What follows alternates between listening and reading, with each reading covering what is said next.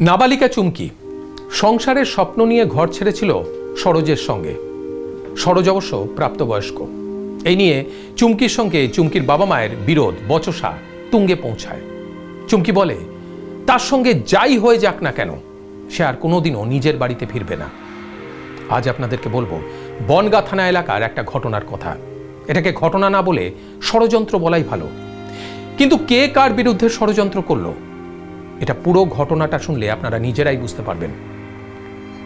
সরোজের পরিবার অবশ্য চুমকিকে মেনে নিয়েছিল, মানে থাকতে জায়গা দিয়েছিল এই আর কি। কিন্তু বিয়ে না, বিয়ে হয়নি চুমকি আর সরোজের। বিয়ে ছাড়াই সরোজের বাড়িতে থাকতে শুরু করে চুমকি।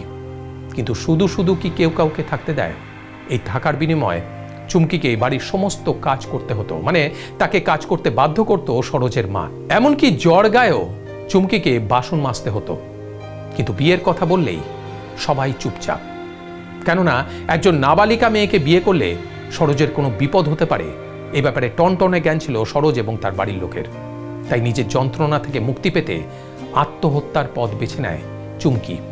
সরোজের বাড়িতে রাখা ফিনাইল খেয়ে নেয় সে, আর তারপর এই অবস্থায় কোনো ক্রমে সে নিজের বাড়িতে যাওয়ার চেষ্টা করে, কিন্তু পারে না। রাস্তাতেই পড়ে যায় চুমকি। পাড়া প্রতিবেশীদের কাছ থেকে খবর পেয়ে ছুটে যায় চুমকির বাবা মা। সে যাত্রায় প্রাণে বেঁচে যায় চুমকি। চুমকির যে বয়স, সে বয়স সন্ধিকালে অনেক নতুন নতুন অনুভূতির জন্ম হয়। কোনো একটা জিনিসের প্রতি বা কারোর উপর ভালো লাগা তৈরি হয়। এই সময়টা অভিভাবকদের দায়িত্ব অনেকটাই বেড়ে যায়।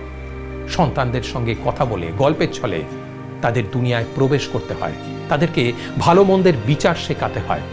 তবেই আপনারা আপনার সন্তানদের জীবনকে সুরক্ষিত করতে পারবেন। মনে রাখবেন, আপনার সন্তানদের সুরক্ষা কিন্তু আপনাদেরই হাতে।